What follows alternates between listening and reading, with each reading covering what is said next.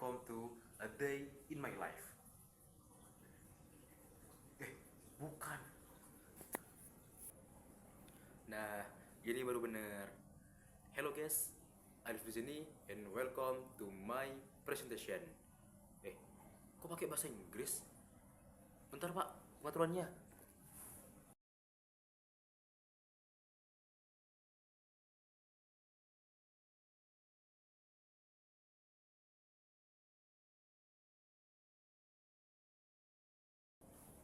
Nah, gini kan enak. Assalamualaikum warahmatullahi taala wabarakatuh. Alhamdulillahirabbil alamin.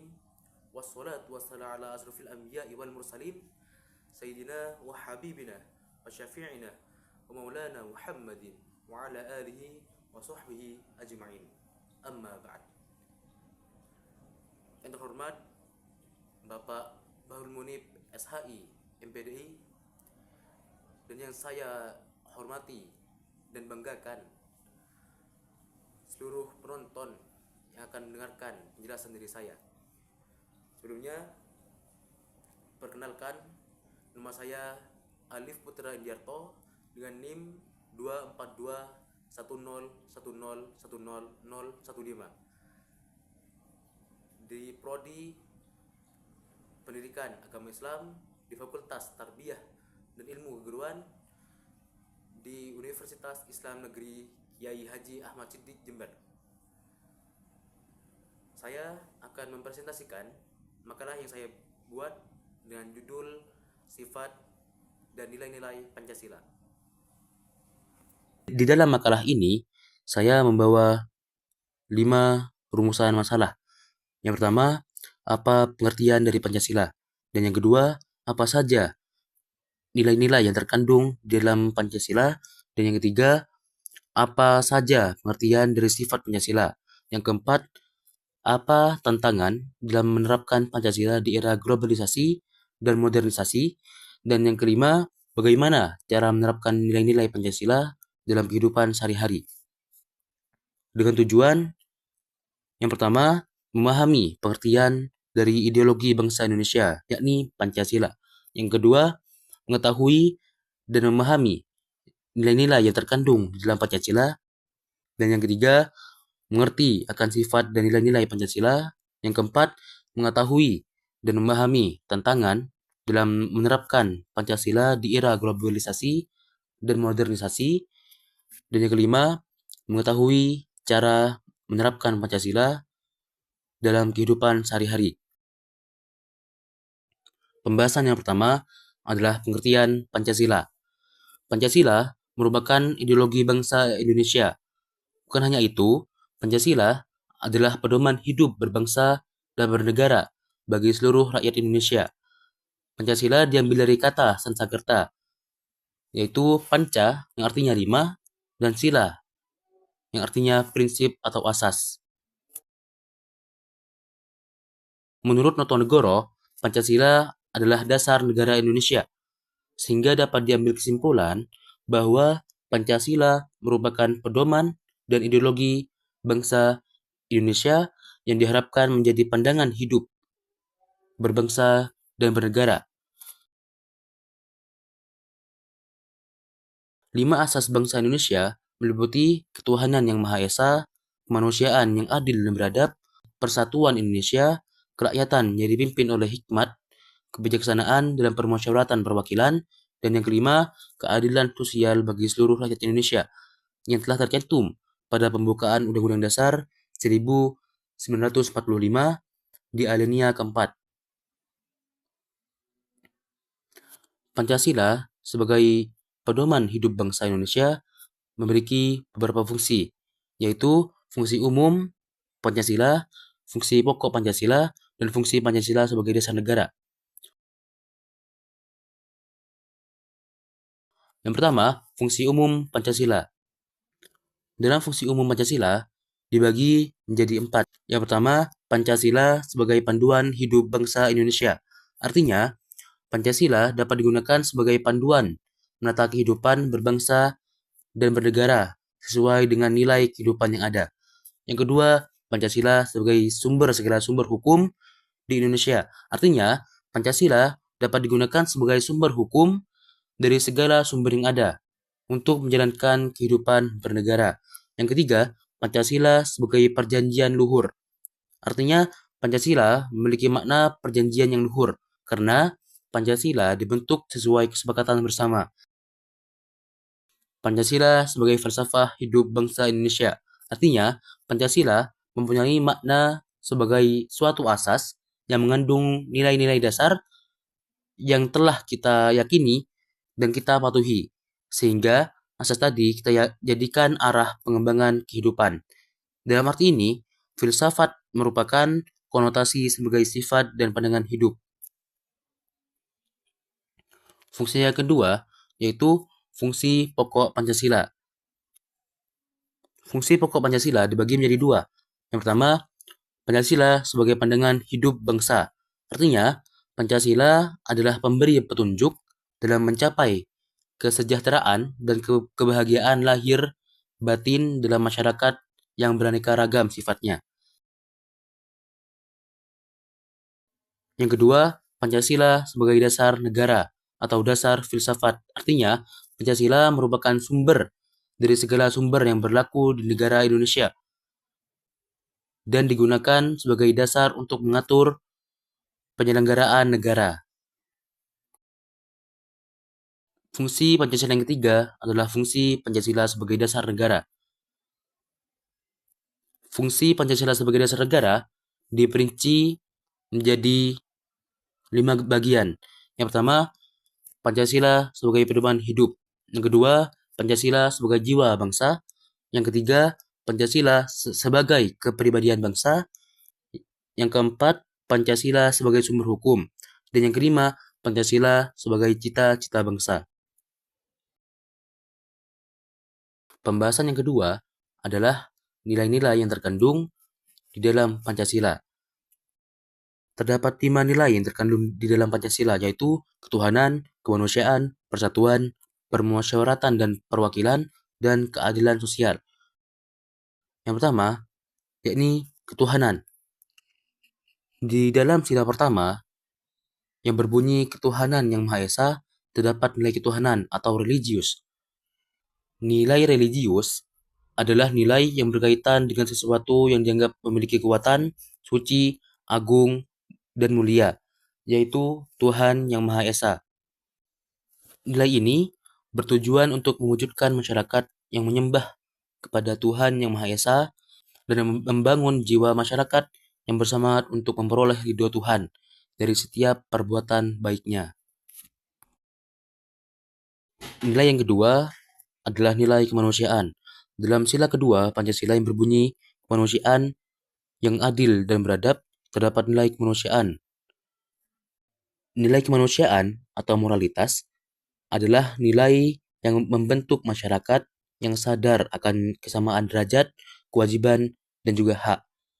Bukan hanya itu, nilai ini bertujuan untuk membentuk masyarakat dengan kesadaran dalam rasa cinta mencintai, sayang menyayangi, hormat menghormati, dan keberanian dalam membela kebenaran dan keadilan dengan sifat toleransi dan gotong royong yang sama. Nilai yang ketiga adalah nilai persatuan. Dalam sila ketiga yang berbunyi Persatuan Indonesia memiliki nilai persatuan atau nasionalisme.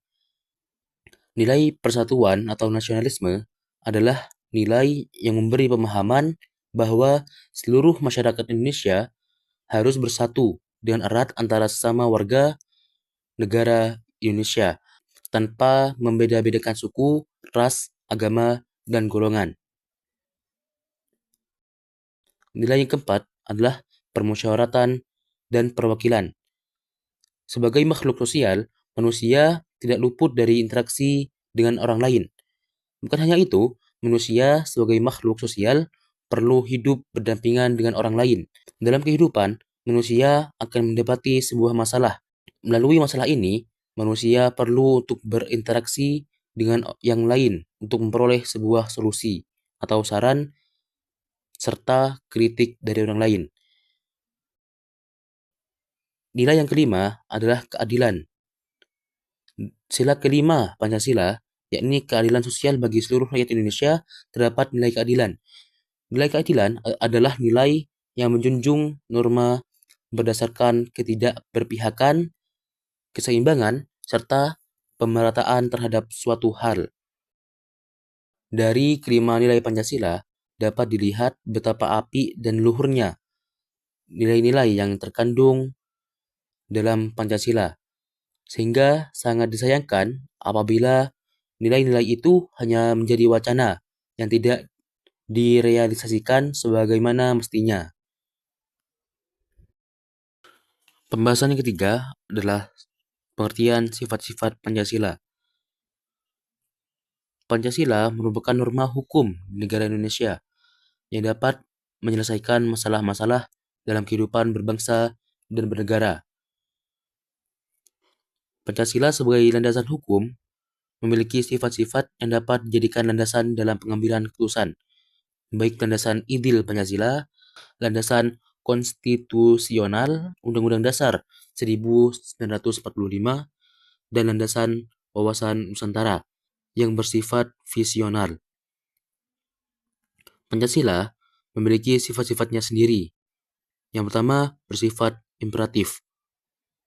Pancasila sebagai sumber hukum dari segala sumber hukum memiliki sifat imperatif atau mengikat. Artinya, Pancasila sebagai sumber hukum tidak dapat dilanggar atau dikesampingkan. Pancasila yang merupakan pandangan hidup dan kesadaran moral masyarakat Indonesia yang meliputi mental dan watak rakyat Indonesia dalam kehidupannya sehari-hari, yang meliputi kehidupan bermasyarakat dan bernegara. Yang kedua adalah sifat ampuh. Pancasila memiliki sifat ampuh. Dikatakan ampuh karena Pancasila dapat digunakan untuk mempersatukan suku, ras, dan agama. Bukan hanya itu, Pancasila juga dapat digunakan untuk menyelesaikan masalah karena nilai-nilai yang terkandung dalam Pancasila dapat digunakan untuk memecahkan permasalahan-permasalahan yang ada dalam kehidupan berbangsa dan bernegara. Yang ketiga, Pancasila memiliki sifat sakti. Pancasila bersifat sakti karena Pancasila mempunyai kesanggupan yang tangguh untuk menghadapi bahaya yang datang, bahaya yang mengancam kelangsungan bangsa Indonesia. Sifat ini terbukti pada konflik-konflik besar yang terjadi, Gerakan 30 September PKI atau G30S PKI. Sifat yang keempat adalah Pancasila bersifat sistematis. Terdapat 5 sila yang bersifat sistematis dan hierarkis, yang berarti 5 sila menunjukkan suatu deretan rangkaian yang berurutan, di mana setiap sila mempunyai perannya masing-masing. Yang kelima, Pancasila bersifat dinamis. Artinya, Pancasila bersifat dinamis karena dapat menyesuaikan dengan keadaan zaman yang berubah. Bertambahnya ilmu pengetahuan dan kemajuan teknologi tanpa mengubah nilai-nilai yang terkandung. Yang keenam, Pancasila bersifat universal. Artinya, nilai-nilai Pancasila dapat berlaku di mana saja, sehingga negara lain dapat menerapkan nilai-nilai Pancasila meskipun negara itu tidak memakai Pancasila sebagai dasar negaranya. Yang ketujuh, Pancasila bersifat fleksibel. Sama seperti dinamis, Pancasila bersifat fleksibel, yang artinya dapat digunakan meski pada zaman modern saat ini. Bukan hanya itu, Pancasila dapat diterapkan oleh semua golongan, ras, suku, dan juga agama. Hal ini merujuk pada sifat Pancasila yang tidak kaku dan juga tidak tertutup. Sifat yang kedelapan adalah Pancasila bersifat dimensi idealisme. Pancasila bersifat dimensi idealisme artinya Pancasila mengandung nilai-nilai dasar yang dapat diwujudkan dalam kehidupan nyata, seperti memberikan harapan, semangat, dan motivasi kepada masyarakat untuk mewujudkan cita-cita bersama. dan membuat ideologi bangsa menjadi kuat dan tangguh dalam perannya sebagai dasar negara. Pembahasan yang keempat adalah tantangan dalam menerapkan Pancasila di era globalisasi dan modernisasi. Pancasila sebagai dasar negara memiliki nilai-nilai fundamental yang harus diterapkan dalam kehidupan berbangsa dan bernegara. Nilai-nilai ini mencakup ketuhanan, kemanusiaan, persatuan, kerakyatan, dan keadilan, menjadi paduan etika serta arah bagi kemajuan bangsa. Namun, di tengah globalisasi dan modernisasi, penerapan Pancasila menghadapi berbagai tantangan. Tantangan yang pertama adalah pengaruh budaya asing dan perubahan identitas nasional. Era globalisasi memungkinkan pertukaran budaya yang semakin cepat dan luas, terutama melalui media sosial, internet, dan industri hiburan. Fenomena ini berpotensi merusak identitas nasional Indonesia karena budaya asing kerap kali tidak sejalan dengan nilai-nilai Pancasila. Tantangan yang kedua adalah tantangan etika dan krisis moral di era digital. Kemajuan teknologi informasi yang menjadi ciri utama globalisasi menawarkan kemudahan dalam mendapatkan informasi dan berkomunikasi. Namun, tidak semua informasi yang tersebar sesuai dengan etika dan nilai-nilai Pancasila. Banyaknya konten negatif seperti pornografi, hoaks, ujaran kebencian, dan konten-konten kekerasan di media sosial menjadi tantangan dalam mempertahankan nilai-nilai moral bangsa. Tantangan yang ketiga adalah ketimpangan ekonomi dan tantangan kapitalisme. Ekonomi global yang cenderung kapitalis menghadirkan tantangan besar bagi negara berkembang seperti Indonesia. Di satu sisi, globalisasi ekonomi membuka akses perdagangan internasional dan investasi asing. Tetapi, di sisi lain, sistem ini memunculkan ketimpangan ekonomi yang semakin besar. Ekonomi kapitalis berfokus pada keuntungan individu dan seringkali tidak memperhatikan kesejahteraan sosial secara merata. Hal ini bertentangan dengan sila kelima Pancasila yang menekankan keadilan sosial bagi seluruh rakyat Indonesia. Tantangan yang keempat adalah politik dan dinamika demokrasi. Perkembangan globalisasi juga mempengaruhi sistem politik Indonesia. Dengan terbukanya akses informasi dan kebebasan berpendapat, demokrasi di Indonesia menjadi semakin kompleks. Namun, demokrasi yang tidak diimbangi dengan pemahaman mendalam terhadap nilai-nilai Pancasila dapat memicu ketidakstabilan politik dan perpecahan sosial. Terlebih, isu politik identitas seringkali dimanfaatkan oleh kelompok tertentu untuk mencapai kepentingan politik yang akhirnya berdampak pada polarisasi masyarakat. Tantangan yang kelima, Pancasila yang kurang efektif di era modern. Pendidikan merupakan salah satu aspek penting dalam membentuk karakter bangsa. Di era modern ini, sistem pendidikan di Indonesia menghadapi tantangan besar dalam menerapkan Pancasila sebagai dasar pembentukan karakter. Kurangnya pemahaman mendalam tentang nilai-nilai Pancasila di kalangan generasi muda menunjukkan bahwa metode pendidikan Pancasila yang ada saat ini masih belum efektif. Seringkali, pelajaran Pancasila hanya dianggap sebagai teori tanpa aplikasi praktis dalam kehidupan sehari-hari. Pembahasan yang kelima adalah menerapkan nilai-nilai Pancasila dalam kehidupan sehari-hari. Pancasila sebagai dasar negara Indonesia mengandung nilai-nilai luhur yang dirancang untuk menjaga keharmonisan dan kestabilan kehidupan masyarakat. 5 sila dalam Pancasila, yaitu ketuhanan, kemanusiaan, persatuan, kerakyatan, dan keadilan, mencakup semua aspek kehidupan yang ideal bagi bangsa Indonesia. Dalam penerapan Pancasila, ada beberapa cara. Yang pertama, menerapkan sila pertama, yakni ketuhanan yang Maha Esa dalam kehidupan sehari-hari. Dalam penerapan Pancasila terdapat beberapa cara. Yang pertama, menerapkan sila pertama, yaitu ketuhanan yang Maha Esa dalam kehidupan sehari-hari. Sila pertama, yaitu ketuhanan yang Maha Esa, menekankan pentingnya kehidupan beragama dan penghormatan terhadap keberagaman agama. Dalam kehidupan sehari-hari, penerapan sila ini dapat diwujudkan melalui sikap toleransi yang saling menghargai antara pemeluk agama. Contoh nyata adalah menghormati waktu ibadah orang lain dan tidak mengganggu mereka saat beribadah, serta menghindari sikap diskriminatif terhadap mereka yang memiliki keyakinan berbeda. Yang kedua, menerapkan sila kedua. Sila kedua Pancasila yang berbunyi kemanusiaan yang adil dan beradab mengajarkan pentingnya memperlakukan sesama manusia dengan adil dan beradab. Dalam kehidupan sehari-hari, sila ini bisa diterapkan melalui sikap saling menghargai, bersikap adil dalam interaksi, serta menunjukkan empati terhadap mereka yang mengalami kesulitan.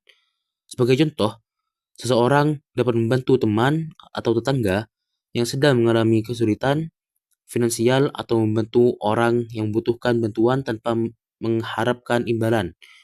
Penerapan yang ketiga adalah menerapkan sila ketiga yang berbunyi Persatuan Indonesia. Dalam sila ini menekankan pentingnya persatuan dalam keberagaman, mengingat Indonesia merupakan negara dengan beragam suku, bahasa, dan juga beragam budaya. Dalam kehidupan sehari-hari, penerapan sila ini bisa diwujudkan dengan menghargai keberagaman budaya dan adat istiadat yang ada di sekitar kita. Penerapan yang keempat, yakni menerapkan sila keempat, yang berbunyi kerakyatan yang dipimpin oleh hikmat kebijaksanaan dalam permusyawaratan perwakilan, mengajarkan pentingnya menghormati prinsip demokrasi dan juga musyawarah. Dalam kehidupan sehari-hari, nilai ini bisa diterapkan dengan cara terbuka terhadap pendapat orang lain, menghargai hasil keputusan bersama, dan aktif dalam kegiatan musyawarah di lingkungan keluarga, sekolah, atau tempat kerja. Yang kelima, menerapkan sila kelima yang berbunyi keadilan sosial bagi seluruh rakyat Indonesia. Sila kelima Pancasila menekankan pentingnya keadilan sosial bagi seluruh rakyat Indonesia yang mencakup pemerataan, kesejahteraan, dan kepedulian terhadap masyarakat yang kurang beruntung. Dalam kehidupan sehari-hari, penerapan sila ini bisa diwujudkan dengan cara bersikap adil dan peduli terhadap orang lain, terutama mereka yang berada dalam kondisi ekonomi yang kurang baik.